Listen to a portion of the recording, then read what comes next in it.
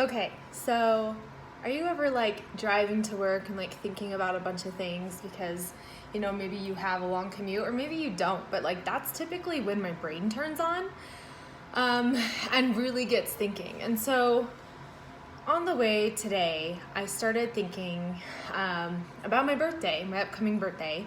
On Thanksgiving this year, I'm going to be turning 35.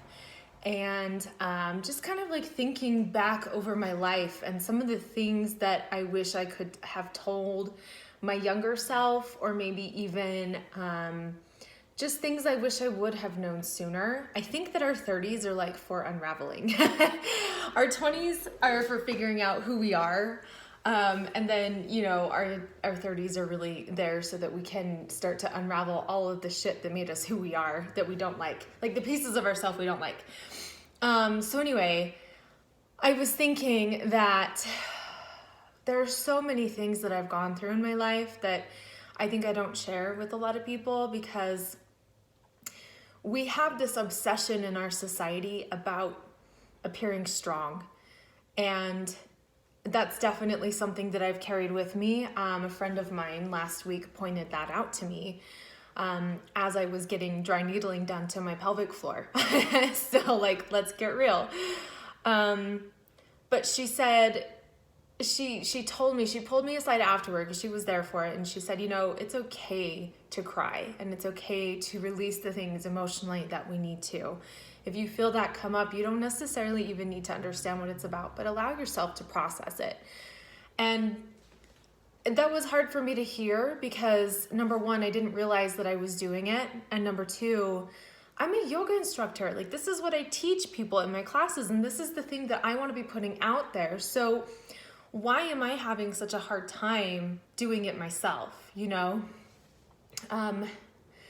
And there's something this year that's really been brought to my attention, like mental health. It's been a really hard year for me, even just personally. I do consider myself to be a strong person, but also strong enough to realize that I needed help. There was just too much that I was dealing with, or I am dealing with, to be able to handle on my own. And some of the things that kind of led up to that is, just dealing with past abuse, and these things that we hold in our bodies on a physical level that happened on an emotional level.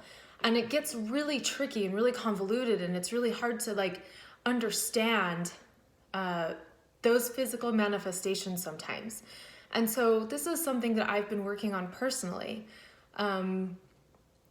In conversations with my therapist, he's mentioned to me, you've had a really hard life. And even just somebody giving you permission to acknowledge that is huge. So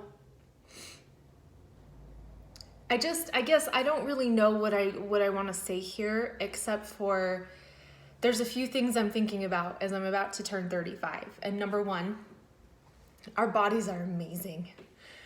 We as humans are such an incredible species. If you think about all the miracles that have to happen on the daily just to keep us alive. I mean, we have this thing called a nervous system that regulates things we don't think about, like breathing. Obviously we can put conscious thought into that, but we don't have to. And I think that's pretty incredible. And the mere fact that, our brains have the ability to put things into place for us to help us process things that are just too traumatic at the time. It can build this symbolism, that you can carry with you, or you could use to process things that you're just not quite ready to face. And I've really started to understand that this year. I have gone through one of the worst, actually, I would dare say this has been the worst year of my life, hands down. But it's also been one of the most beautiful. And it's hard for me to admit that because I have had a rough relationship with my body. I've dealt with endometriosis since I was 9 years old. I've been in pain since I was 9 years old. And that pain wasn't heard until I was older, much older. I wasn't officially diagnosed with endometriosis until I was 27. So we have all that time,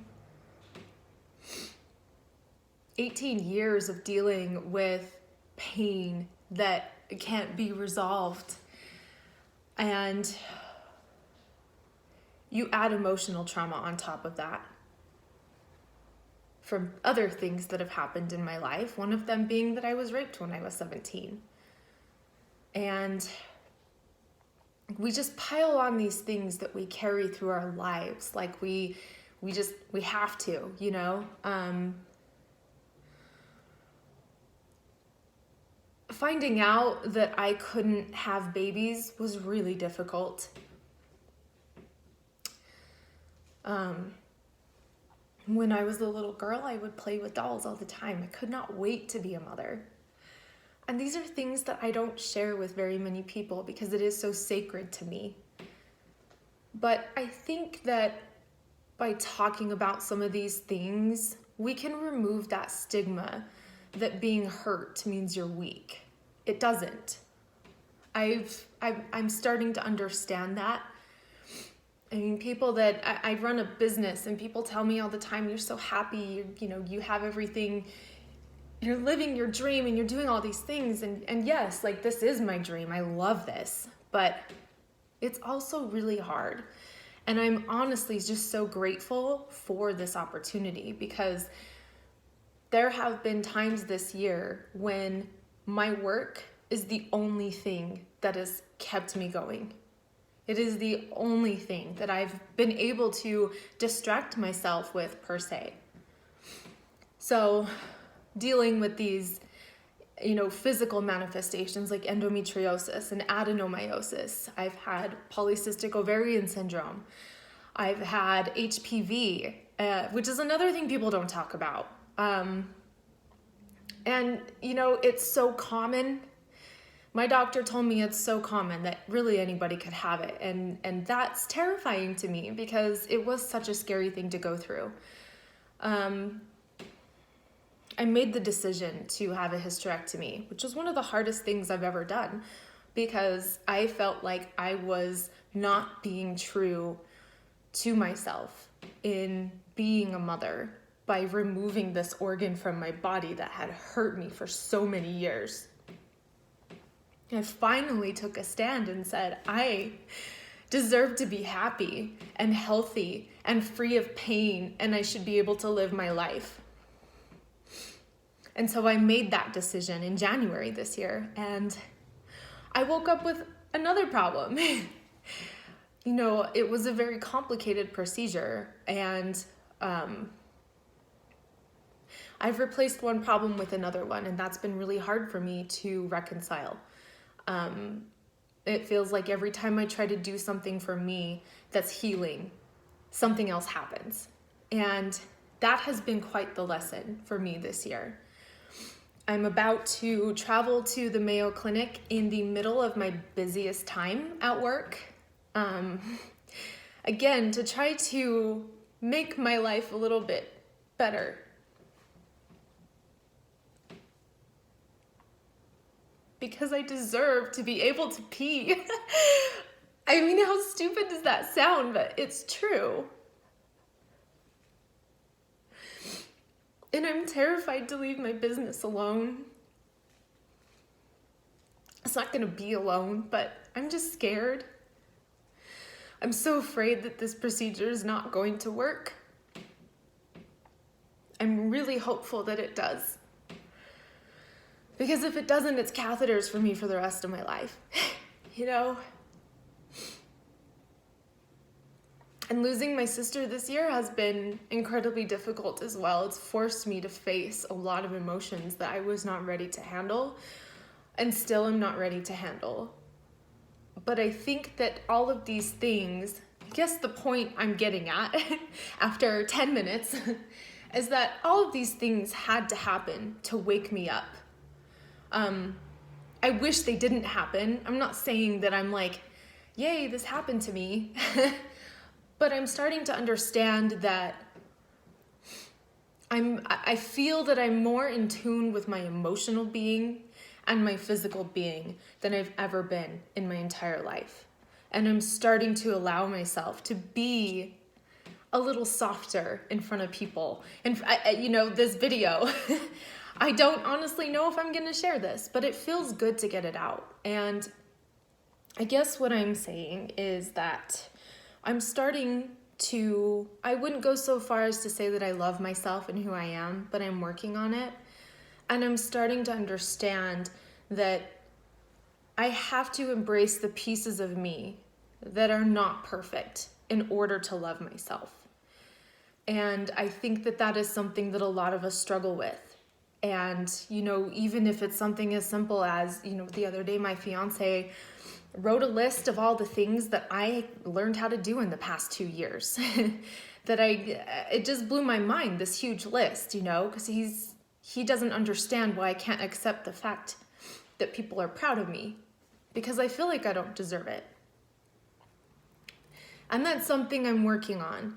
And I want you to know that there is always a way to work on whatever it is that is hurting you. So my birthday advice is to allow yourself to be hurt. I think that so many of us and so many people I've known felt like they couldn't be hurt. They couldn't be in pain. I know that I certainly felt that way for many, many years of my life, going to doctors who were telling me, well, we can't see anything wrong with you, so we don't know why you're in pain. You shouldn't be in pain. And then in 2015, having a doctor tell my fiance, I'm really glad that I got the extent of this, or I got to this before it was too bad. My disease was so advanced that it was going to start deteriorating my other organs. But yet other doctors said, we don't see anything wrong. There's no reason you should be in pain. And I think that our society says that too, about mental illness even. We don't see anything wrong. There's no reason you should be in pain. That's bullshit. We all have pain. It's part of being human. We all have sadness. It's part of being human. We get joy too, on the flip side. It's like the dualities, like 2018 in numerology is all about duality. We have to experience the positive and the negative, the day and the night, the light and the shadow, all of these things. This is what being human consists of. And I guess that for my birthday, I just wanted you guys to know that. So if there's any way that I can help you, or if there's somebody in your life that you can reach out to talk to about anything that might be hurting you, I would encourage you to do so. Or you could even call a professional therapist like I did. It's really nice to have somebody to just download on all the time, and you know that you can just leave it there. But one of my passions is to really help people understand how beautiful they are. And I understand that that's me projecting the pieces of me that I want to see out there. And so I want you all to know that I'm not perfect, but I'm trying to love myself because I understand